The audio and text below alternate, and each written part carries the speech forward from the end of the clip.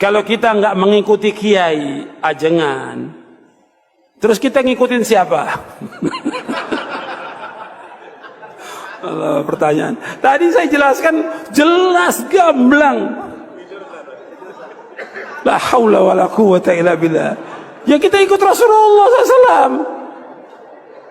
Kan nanti dikubur ditanya siapa? Ditanya kiai kamu siapa enggak? Enggak, ditanya man rabbuka wa man nabiyuka wa ma dinuka. Ditanyakan siapa Rob kamu?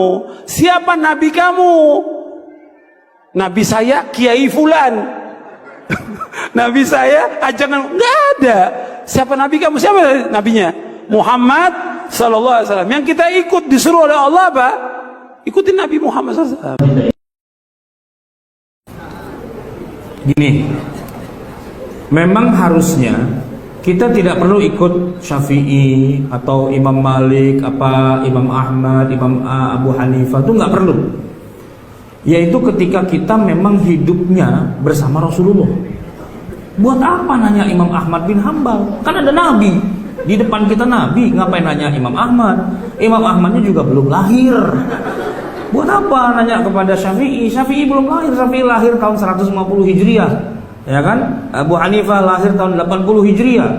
Ya kalau kita hidup di zaman Nabi, lah ini Nabi gede banget depan muka kita. Ngapain nanya yang lain, gitu loh. Jadi kalau Anda ingin mengatakan nggak usah ikut ulama, ikut Nabi, itu benar 100%, tapi Anda salah hidup.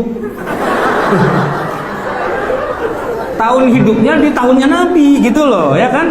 Ada Nabi di depan, ya Rasul, boleh, boleh. Iya udah jalan, ya Rasul, haram, haram, kan gitu. Di depannya Nabi.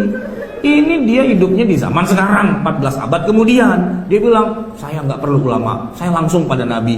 Ketemu di mana tong sama Nabi? Nah, ketemu di mana? Di mimpi. Nggak bisa dijadikan dasar. Terus ketemu di mana? Di Sahih Bukhari. Emang bisa baca tuh Sahih Bukhari, ya kan? Kan baca cuma terjemahnya doang, ya kan? Orang Imam Bukhari saja, Imam Bukhari itu nggak ketemu langsung dengan Nabi, nggak ketemu langsung, ya kan? Jangankan Bukhari, Abu Hanifah, Syafi'i itu nggak ketemu langsung, Imam Malik nggak ketemu langsung. Yang ketemu langsung itu adalah sahabat Nabi. Jadi yang boleh bilang saya tidak butuh ulama, saya butuh Nabi langsung, itu sahabat. Nah ente hidup tahun berapa? Nah, kan nggak sesuai. Nah buat orang yang sudah nggak ketemu langsung dari Nabi, ketemunya hanya dengan sahabat, yaitu para tabiin. Tabiin aja nggak boleh bilang saya nggak butuh sahabat, saya butuh Nabi. Lu ketemu? Enggak sih. Ya ketanya sama sahabat dong ujung-ujungnya kan. Nanyanya kepada siapa? Ya yang ketemu pada Nabi, ya sahabat. Itu kalau tabiin. Nah kalau di bawahnya tabiin, atba'ut tabiin, ya nanyanya kepada tabiin. Tabiin dari para sahabat, sahabat ya dari Rasulullah. Siapa itu atba'ut tabiin? Contohnya adalah Rasulullah punya sahabat namanya Abdullah bin Umar. Abdullah bin Umar ini sahabat. Sahabat ini punya murid namanya Nafi'. Nafi' itu berarti derajatnya adalah bukan sahabat, di bawahnya sahabat. Apa namanya? Tabi'in. Nah, Nafi' ini ya, kemudian di masanya dia jadi ulama besar, dia punya murid namanya Malik. Malik itu apa levelnya? Tabi'in. Malik itu ya Imam Malik yang mendirikan mazhab Maliki, gitu loh. Masa kita bilang Malik goblok agak ngerti apa-apa? Gua yang ketemu langsung dengan Nabi. Kapan ketemunya? Di mana ketemunya? Dalam mimpi. Ya kalau dalam mimpi mah nggak bisa dijadikan dasar. Nah, kita nanya kepada Malik, itu adalah pendiri dari mazhab Maliki. Kita nanya kepada Imam Syafi'i karena Syafi'i muridnya Imam Malik, gitu loh. Kita nanya kepada Imam Ahmad karena Imam Ahmad itu muridnya Imam Syafi'i. Ahmad, Syafi'i, Malik, Nafi', Ibnu Umar, Rasulullah. Itu kan generasi pertama kepada mereka. Kita bermazhab itu kepada orang yang salaf. Salaf itu di sini maksudnya ya salaf yang hidupnya di awal-awal itu. Levelnya itu di bawahnya sahabat yaitu tabi'in, di bawahnya lagi atba'ut tabi'in. Itu mereka salafunas soleh yang sesoleh-solehnya. Salaf dalam arti yang sesungguhnya, gitu. Bukan ngaku salaf tapi hidupnya 2018. Itu mah bukan salaf, gitu loh.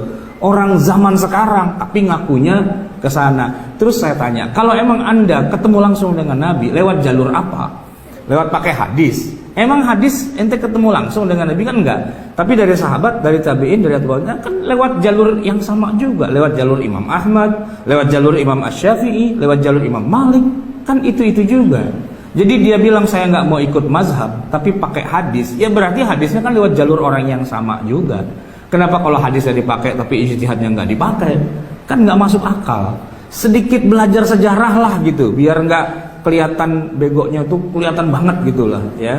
Sedikit belajar sejarah. Jadi tahu oh di sini posisi para ulama itu. Dan kepada kita ya kita tinggal ikut aja. Kan begini ya. Kita harus pakai hadis sahih. Kalau hadisnya tidak sahih harus dibuang gitu ya. Oke, sepakat. Tapi sebagai seorang yang mujtahid, maka hadis yang dikuasai itu tidak boleh cuma 1-2 biji aja, nggak bisa. Hadis itu jumlahnya banyak, bukan cuma puluhan, ratusan, ribuan, tapi bisa jutaan jumlahnya. Nah orang itu tidak bisa dikatakan sebagai mujtahid yang boleh diikuti pendapatnya, kecuali dia sudah memenuhi syarat minimal dalam bab hadisnya. Kata Imam Ahmad itu, minimal Anda harus menghafal hadis paling tidak 500.000 hadis. 500.000 hadis untuk bisa menggambar begini loh yang namanya sholat. Itu kan hadisnya ada ribuan. Nah kalau cuma tahunya 10-20 hadis atau 40 hadis Arba'in Nawawiyah, ngaku-ngaku sudah mujtahid, nggak bisa. Kenapa? Karena masih ada ribuan hadis lagi yang dia belum pernah baca. Nah buat kita yang awam ya, kita nggak perlu menghafal 500.000 hadis, itu nggak perlu. Kelamaan, kagak apal-apal gitu kan. Ya silahkan mereka yang sudah punya kemampuan itu, dia kasih kesimpulannya aja. Setelah saya menguasai sekian ratus ribu hadis itu, saya kaitkan hadis ini dengan hadis ini dan sebagainya. Kesimpulannya, orang kalau mau sholat tuh harus nomor 1 niat, kedua takbiratul ihram, 3 baca Fatihah, 4 ruku, i'tidal, sujud dan sebagainya. Itu poinnya.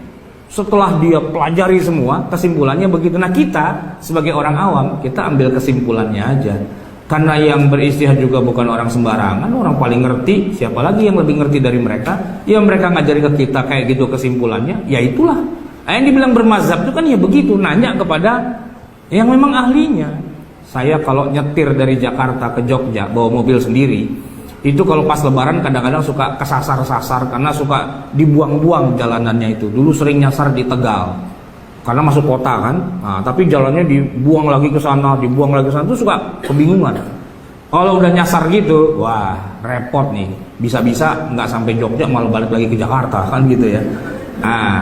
Alhamdulillahnya di tengah kebingungan saya itu dari jauh saya lihat ada polisi. Alhamdulillah, saya deketin, selamat malam Pak. Saya mau ke Jogja, cuman saya bingung nih di sini kok kebingungan jalannya lewat mana, gitu kan? Karena ini jalur-jalur alternatif. Kata Pak Polisi, Bapak lurus, nanti pertigaan, Bapak belok kiri, nanti ada perempatan, belok kanan. Siap, terima kasih Pak. Kan gitu ya. Masa saya bilang, dalilnya apa, Bapak? Tahu dari mana? Masa nyinyir gitu sama polisi kan? Iya gua polisi, gua tahu ini. Ngapain gua diri di sini kalau nggak tahu? Kan gitu kan? Masih mau dinyinyirin juga polisinya, kan kebangetan. Orang bego nanya sama orang yang ngerti. Tapi kalau begonya keterlaluan, orang ngerti pun dibego-begoin juga. Saya tidak percaya Bapak bilang begitu. Bisa jadi Bapak itu munafik. Ngawur-ngawur gitu lah. Ya nanya kepada yang ngerti ya kan, fasalu ahla dzikri. Nah yang ngerti siapa? Yang ngerti itu ya Abu Hanifah, ya Malik, ya Syafi'i, ya Ahmad bin Hanbal. Itu a'rafun nasi bil Islam. Orang yang paling ngerti Islam ya di zamannya mereka ya itu. Ya kita merujuknya ke sana. Jangan dikira Imam Syafi'i itu rumahnya di balik Gunung Merapi situ. Itu Mbah Marijan, itu bukan Syafi'i, beda gitu loh. Imam Syafi'i itu lahir tahun 150 Hijriah, wafat 204. Beliau adalah peletak dasar ilmu hadis, peletak dasar ilmu usul, dan beliau adalah seorang faqih yang paling tinggi derajatnya. Beliau adalah seorang keturunan Quraisy berdarah biru yang sejak umur 5 tahun sudah hafal Quran, umur 12 tahun sudah menghafal sekian ribu hadis. Terus mau tanya apa lagi gitu, mau ribut apa lagi dengan Syafi'i gitu loh. Anda tuh nggak kenal, tapi kok belaga pinter gitu kan masalahnya. Itu dia. Memang kalau saya punya mobil itu tangki bensinnya itu kan kapasitas 50 liter. Cuman kalau lagi saya nggak punya duit, saya isi cuma 5 liter. Jadi 50 liter kapasitas, cuma diisi 5 liter. Itu kalau jalannya bolong-bolong, itu koclak gitu. Nah, begitulah otaknya dia, koclak, nggak ada isinya. Cuman kapasitasnya besar,